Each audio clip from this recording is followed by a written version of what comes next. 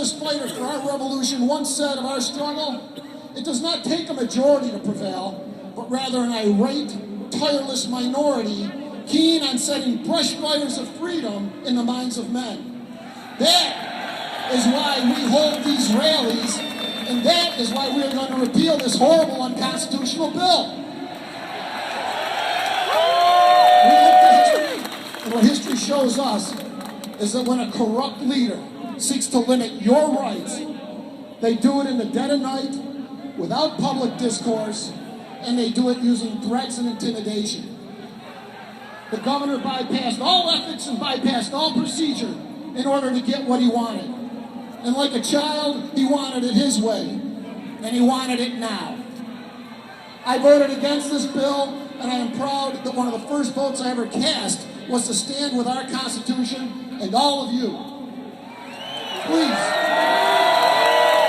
let me repeat this brilliant quote from our country's first president, George Washington. Listen, he said, a free people ought not to only be armed and disciplined, but they should have sufficient arms and ammunition to maintain a status of independence from any who might attempt to abuse them, which would include their own government.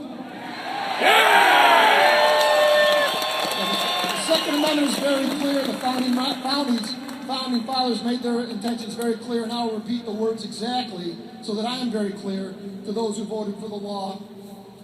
If you know this, say it with me.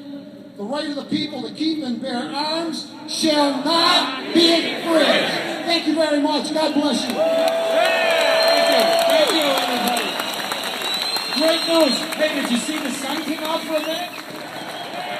Okay, I'd like to introduce Mike Miller, who's a Second Amendment advocate. He works with the Republican Assembly. He's a member of the New York State Rifle and Pistol Association Board of Directors, and he's going to introduce a voice to you that you're going to love. Here he is, Mike. You're going to enjoy this. It's a privilege to introduce Natalie McDonald, who's going to sing our national anthem. Cassandra McDonald. I'm going to get killed.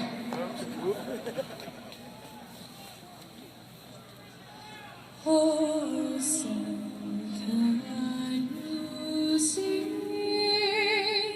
by the dawn's early light what so proudly we hailed at the twilight's last gleaming, whose broad stripes and broad